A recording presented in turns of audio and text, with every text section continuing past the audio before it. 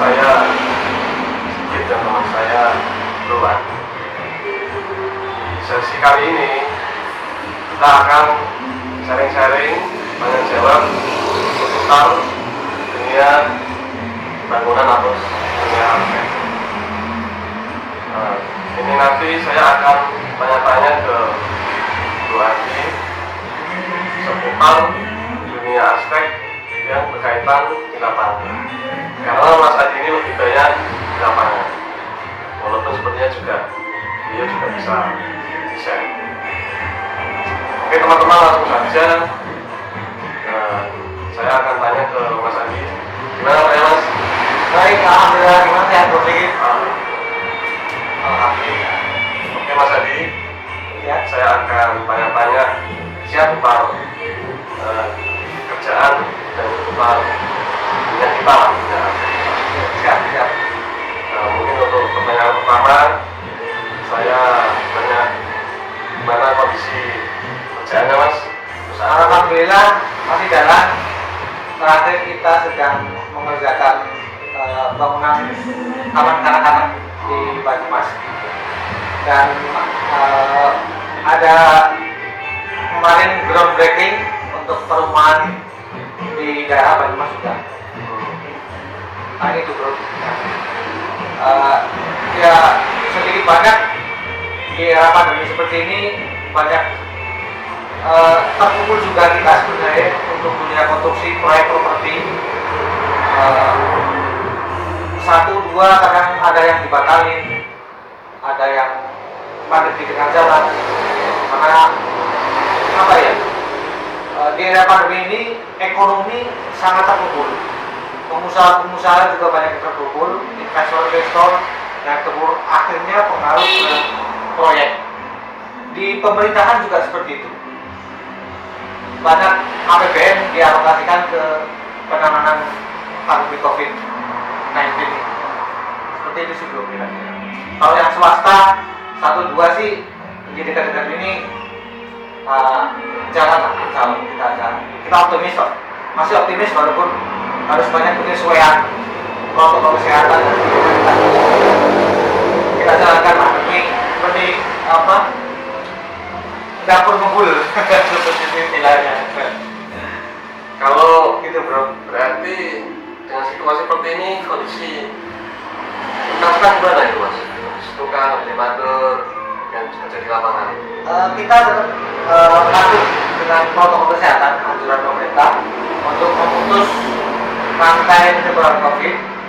Tukang-tukang kita tetap batasi, jaga jarak, tetap mandor saya, orang lawan saya juga kontrol, tapi progres arsitek, progres desain, progres proyek harus juga kan harus sesuai jadwal agar tidak membengkak. Ya itu sih seperti itu aja. Protokol kesehatan kita tetap jalankan, masker, jaga jarak, cuci tangan, saya kira itu.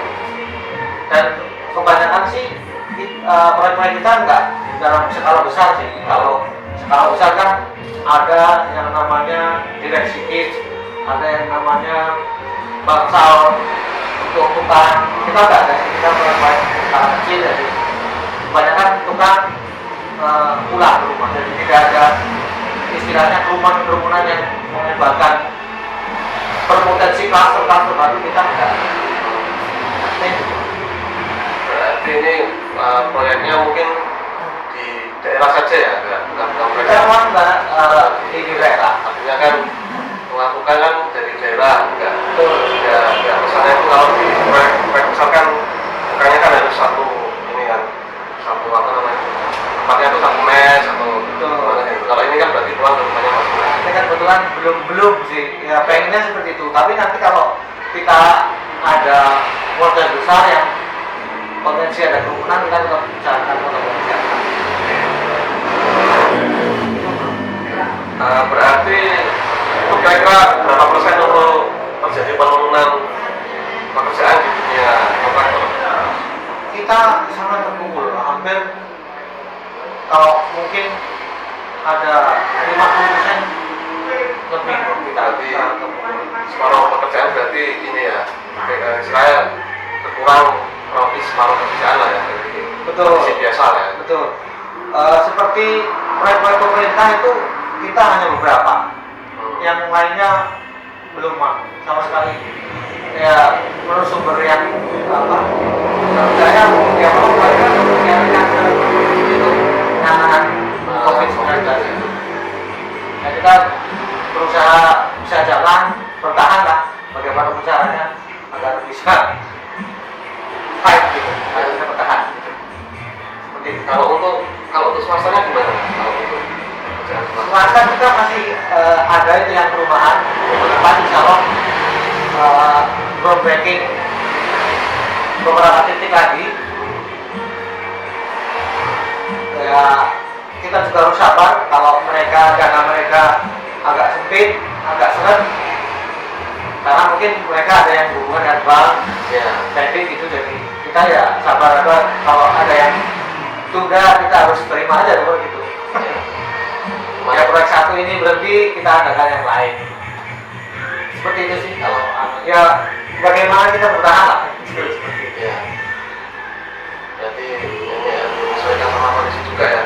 Iya. Karena investor kan memang untuk musim saat ini kadang mereka juga berpikir dua kali kan. Iya. Untuk rumah pribadi juga kadang-kadang mereka konsumen yang untuk rumah pribadi itu mereka khawatir, ada khawatir juga. Mas nanti dulu mas, sudah dulu ini kok ekonomi masih sulit. Mereka menyimpan uangnya sementara dulu, nanti kalau keadaannya aman, istilahnya cari aman gitu, cari aman. Kemudian tabungan mereka untuk ke depan kan. Di era pandemi seperti ini, saya juga kontraktor juga mungkin masih merasakan juga masyarakat sepertinya was-was sekali gitu. Yeah. Karena mereka lebih khawatir kalau tidak bisa makan, mending untuk makan saja, makan sehari-hari, bahan pokok daripada yang untuk properti, rumah, investasi dan sebagainya. Betul.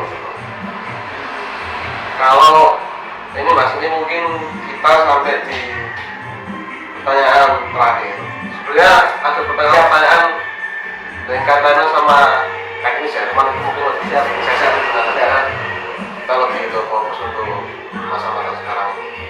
Untuk harapannya untuk masyarakat bagaimana mas? Harapan untuk masyarakat sih, ya. Setelah era pandemi ini, ya mereka ekonominya bangkit lah. Ekonomi masyarakat, usaha, ekonomi secara negara. Jadi, seperti kita kan jasa ya, jasa. Terus ini juga mungkin jasa desain dan arsitektur, kita jasa konstruksi. Pengennya bangkit, pengennya kita kerja lagi, ada sesuatu masuk untuk tukang kita, untuk tenaga kita, supaya kita jadi berkembang bersama gitu. Kita juga mengharapkan pemerintah juga sebenarnya sih tidak hanya fokus ke penanganan pandemi ini aja. Sebenarnya sektor lain seperti konstruksi, infrastruktur sebenarnya harus ikut tetap berjalan dengan protokol. Ya, yang berjalan. ditetapkan. Jadi tidak fokus ke penanganan itu dan hanya dialihkan ke sana semua. Pengusaha dilupakan, malah mereka seperti tidak fokus, akhirnya malah ekonomi jadi tidak jelas. Itu pandemi berakhir seperti kapan? Yang pengaruh ke kembalinya pulihnya ekonomi negara itu sepertinya belum jelas gitu.